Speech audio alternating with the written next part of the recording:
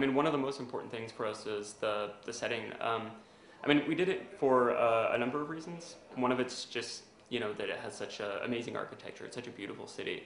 And we thought it really fit the theme of our game, which, we follow these guys go on this journey where they start out very professional and very clean and trying to do the right thing. And then they go in and all these terrible situations really make them start to fall apart and, just go through this kind of dark place psychologically.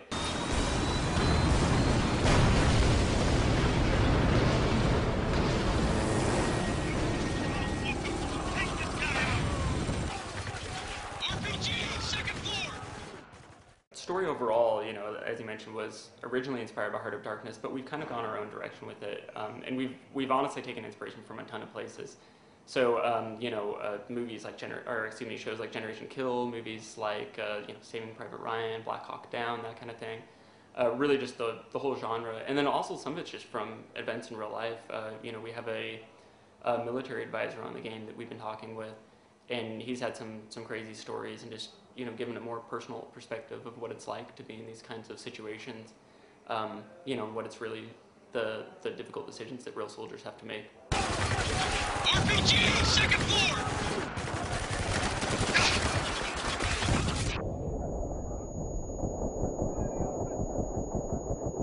You're in the open! Take cover, goddammit!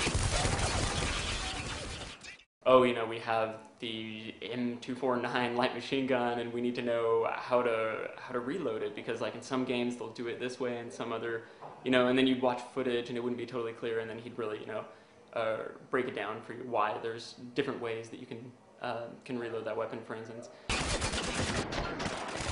He's done! Because we wanted to make it sort of show the human side, sometimes you have to take a few liberties. So, even down to silly things like you would never say the word right to refer to a direction in combat, because it can be ambiguous if you're saying, right like affirmative or right the direction. But just to add some variety and, some familiarity, like that's something we do, is we'll say like it's on the right side. So little things like that where we break with reality. But overall, we really try to give it an authentic feel.